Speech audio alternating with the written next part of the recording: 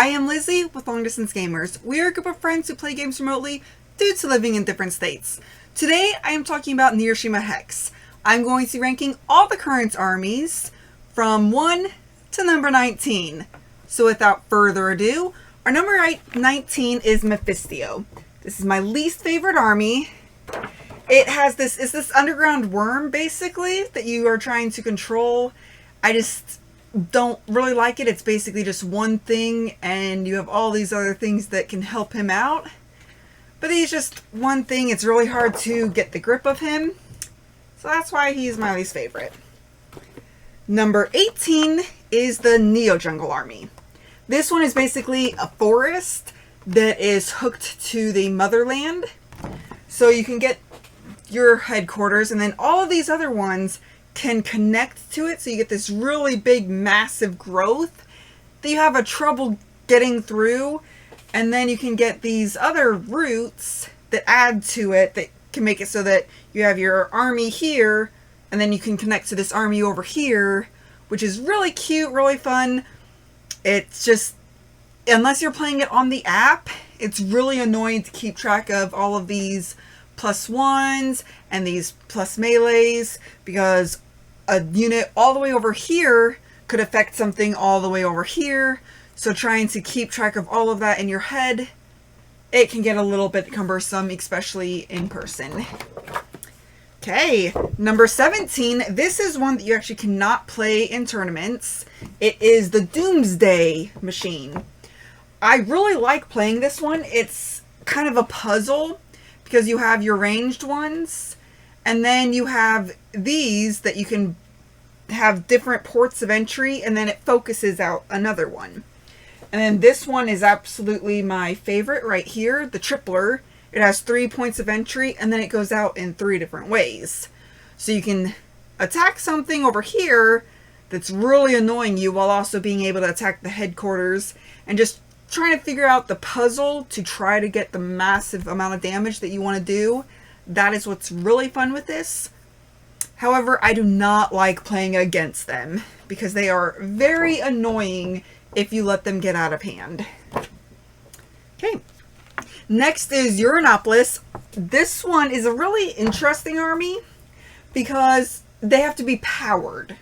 So it can get very, very hard to control, but it's also very easy to just take them out by netting the headquarters or netting some of the other ones that just power. So like the headquarters powers all of the ones, of course. And then we have a few that will power up the ones around it. But you have to really control this because you are very, very powerful. For instance, you have this that you can push something away, and you have a defense, and it's 2 hits, but it does have to be powered. And then this one, I really like this one, the Ravager. Ravager? How do you pronounce that? However you pronounce it. It attacks everything, both friendly and unfriendly, at the 3 spaces ahead. So it'll be 2 right in front, and then 1 over. I really like that, but again, has to be powered up. So it's a really fun, unique army, but you can be crippled very easily with this one. Okay, my number 15 is one from the base game. This is the Moloch Army. I do really like the heavy artillery that it provides. It's lots of defense, lots of shielding.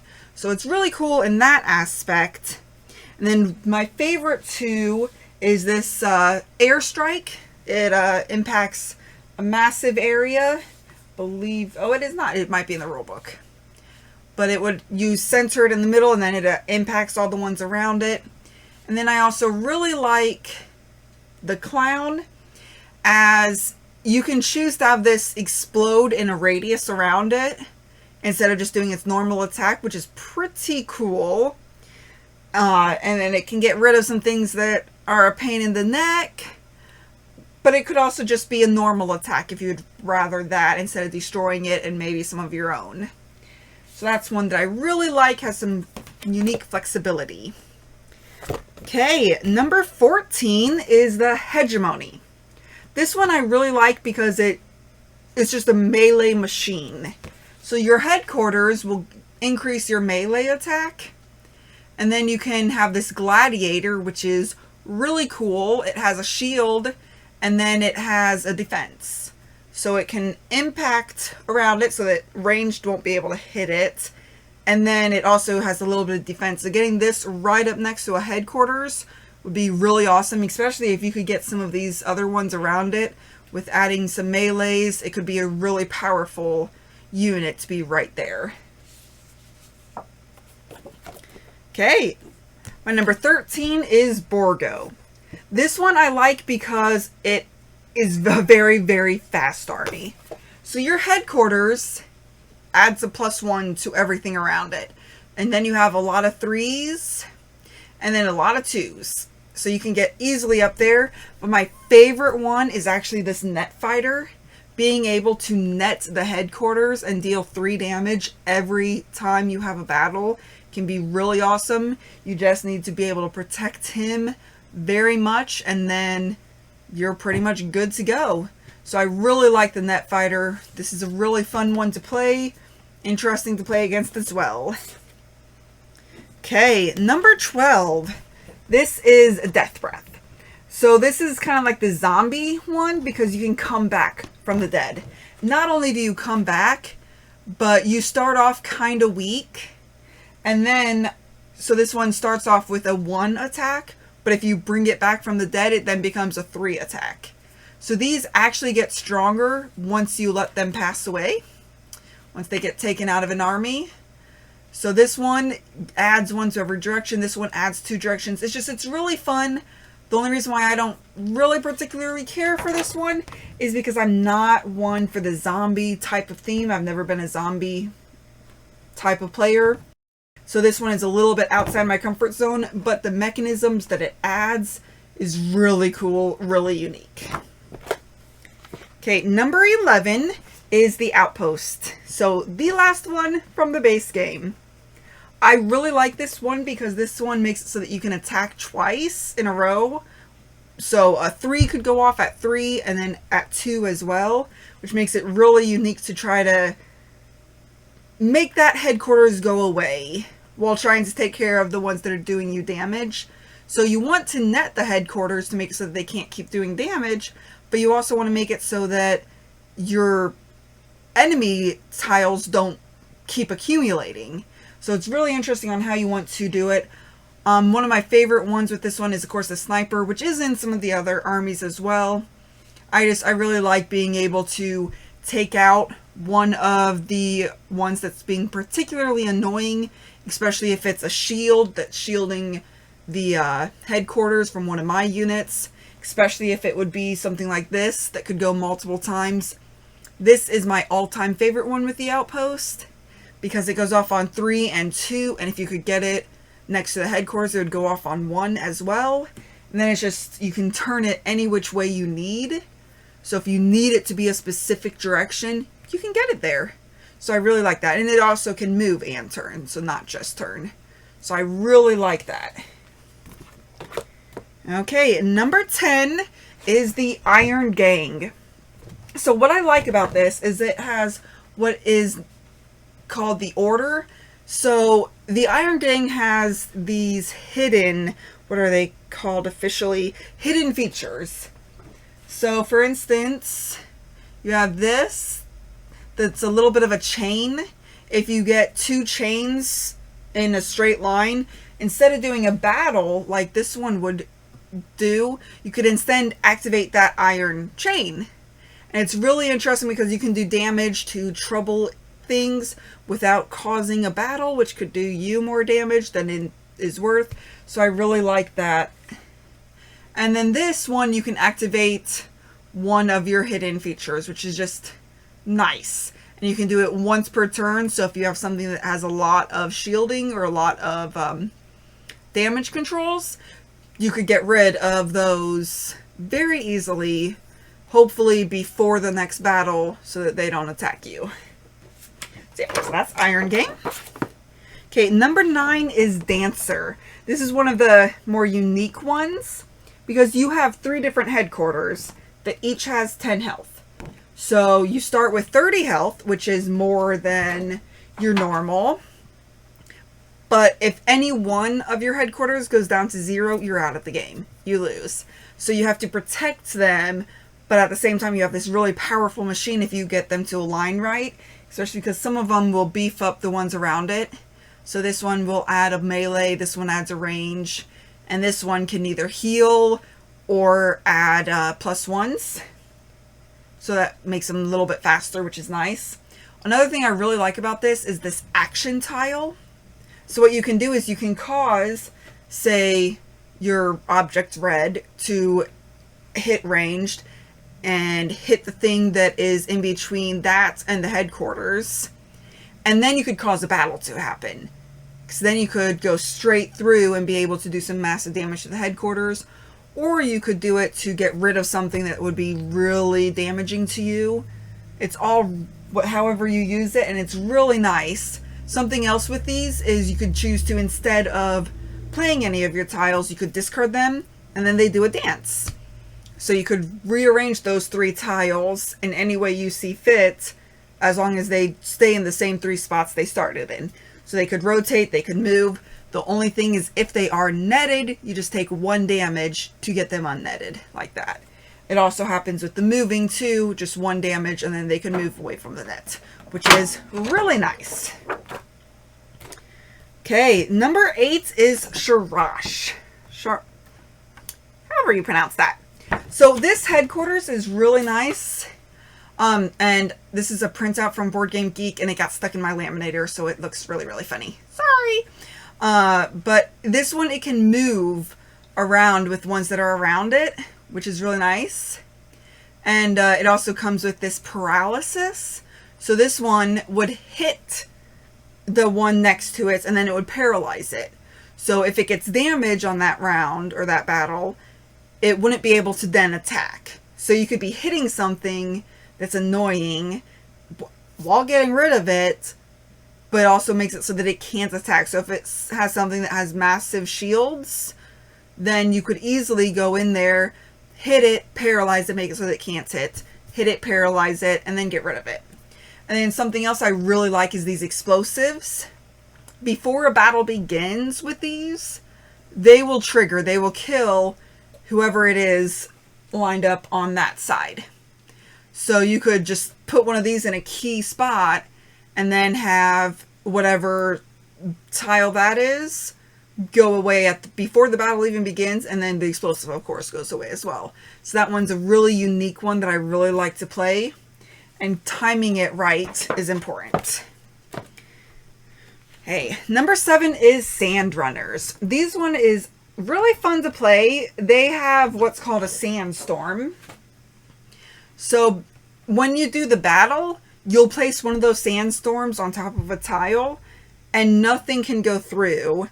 And also that tile doesn't get destroyed, nor does it attack. So you could take a tile out of commission completely. Like if it's right in front of your headquarters and you have a lot of ranged, you could just set that sandstorm right in front of your headquarters, and then none of those ranged will go through, which is really fun. And then something else I like about this is you can also flip your headquarters. So you have your normal melee all the way around, but you could also choose to flip it, get a higher initiative, and a more focused attack. So if something is troubling you, that would be a way to get rid of it pretty fast, which I really like. Okay, number 6 is the Troglodytes. This one, it's a winter army. So you have what is called cannibalism. So you can choose to consume one of your units to be able to empower one of your other units. So it's really unique on how you want to do that. And there is one that lets you do an army.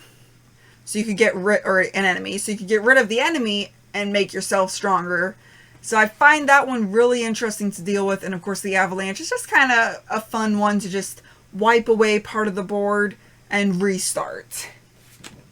And then something else I really, really like about this is this version of attack.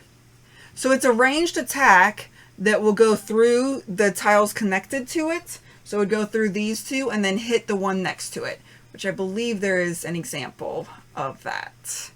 Yeah. So it would go through this and hit there. And of course, that one, which is from the Steel Police, would then bounce back to there. But it's a really unique way of fighting. You just get to skip a couple tiles and then hit something farther away, which I really like. Okay, next is the Steel Police. This one has a really unique way with the headquarters.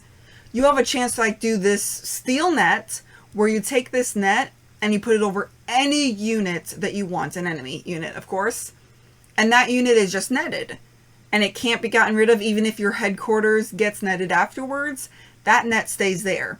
However, you have to take a damage every time you deploy it, and you don't get it back until the unit that you put it on is destroyed.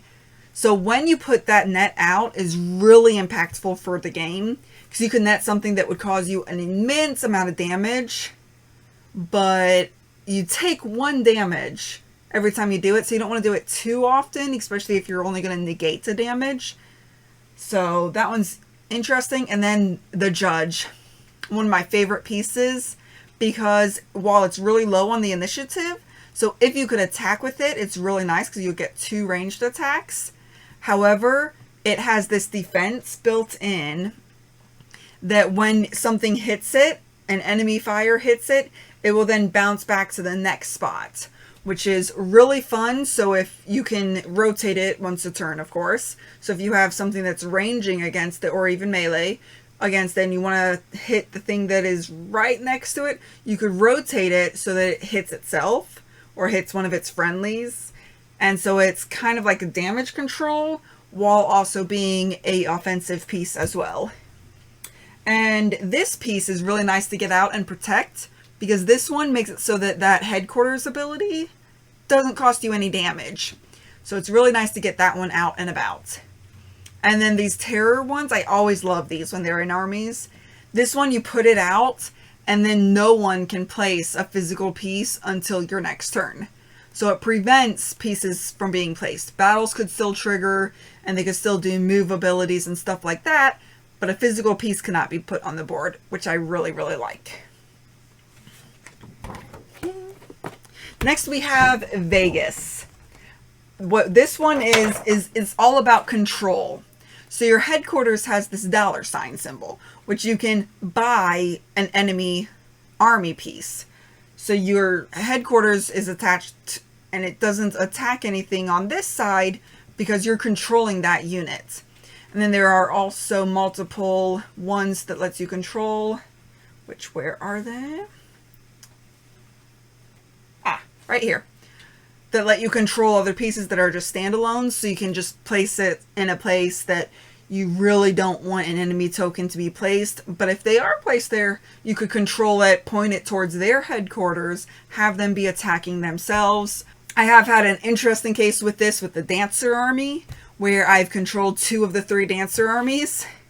And so the other Dancer Army just didn't attack, didn't cause any battles to go on, because it would have been pointless. So they won the game because they just kept discarding all their cards because 2 of their 3 were controlled. So you do have to be careful about controlling too much sometimes, but it's still really fun, really unique, and I really enjoy it. Okay, we're in the top 3 now. So number 3 is the Mississippi Army. This one I really like because it has this poison ability. So you have the ability with the poisoner to be able to do a venom attack. So you would put it right up next to that headquarters and then attack the headquarters. And then the headquarters has a poison. So at the beginning of every battle, it will lose a health right off rip. So it's really nice if you could get multiple poisons on the headquarter and just try to trigger battles as much as possible to drain their energy, to drain their health. It's really nice. And then this one, Paralysis, paralyzes the ones it's connected to. So it makes it so those 2 cannot attack, which is really nice because you can get into an interesting position where you have really annoying people right there. So you will stick your paralysis there and then they can't trigger, they can't do anything. and it's really fun. And this one adds poison ability to anything, which triggers really nicely, or combos. It combos really nicely with this one, the shadow token. This one you can you can target any units throughout the board. It doesn't have to be adjacent to you. It doesn't have to be in line of sight for ranged. So you could have it up in the corner, connect some poison to it, and just start massively attacking the headquarters. So it's really fun, really cool. And then another one I really like on this army is this smoke screen. You can take an enemy and turn it any way you want. So if you have one that is pointed at you in a way that you don't want it to be, you could rotate it and then not have to worry about it until they get a move token. Yeah, but this one is a lot of fun to play with, and I really enjoy it. My number 2 is New York. So there are 2 reasons why I really love this one. This is the rocket launcher and the shotgun. These 2 are really powerful, really fun, and are really amazing to play if you can get them to attack the headquarters while protecting them, so you can get multiple uses out of them. So this rocket launcher can go and turn its angle of how it attacks. So it could go here, here, and then here to attack the headquarters. So it'll attack with 3, and you can just spin it any way you need to be able to get to that headquarters while also not putting it in danger. The one that is tricky to play, if this is the shotgun, if you get it right next to the headquarters, you do 3 damage. But if it's 1 space away, you do 2. So do you put it right up to the headquarters and get the 3? Or do you put it 1 space away to try to get multiple attacks out of it? But if you could net the headquarters and be able to play the shotgun right next to it, that would be an amazing thing to do. And then they're just kind of going, I need to get rid of this net. I also need to get rid of the shotgun. Where do I put my focus? So that is a really unique combo that I really enjoy playing. And then finally, my favorite army of all time is Smarts. This one I really like because this headquarters, you can put something up against it and then you can move. So you could set something up and then, okay, you don't like where it's at anymore, you can just move it, which I really, really like. And then there is this one, the Bio Droid. Once you put it out onto the battlefield, when it dies, it goes back to the top of your stack, and then it is the first one you draw the next time you go to play. So it's kind of always coming back to life, and it's a 3 with ranged, so it can be really interesting to play it, and it can be very helpful when it comes back out. However, if it dies too often, you're not getting to the other ones you want. But the ability to get this one back time and time and time again is awesome. And then of course we have some nets, a little bit of melees, which I really like this Twister because it has a few attacks, some really good attack on that side, a really decent attack on this side with a little bit of a hit back. So if they try to put a ranged attack to hit your headquarters 1 space away, you can shield yourself and hopefully hit him back before you no longer exist. So that is my ranking of the 19 armies with Neuroshima Hex. This is my number 3 game of all time, so I really enjoy playing it. So even though Mephisto is number 19, doesn't mean it's a bad army. I just don't enjoy playing it as much as I enjoy playing Smart, for instance. But until next time, just remember to have fun, be present, and be you. Thank you all for watching. If you have any questions or comments, feel free to reach out to us. We would love to hear from you. Also, if you find value in our content, please like, comment, or subscribe. Let a friend or family member know that we exist. Help us spread our channel and bring remote gaming to a table near you. Thank you very much, and have a great day.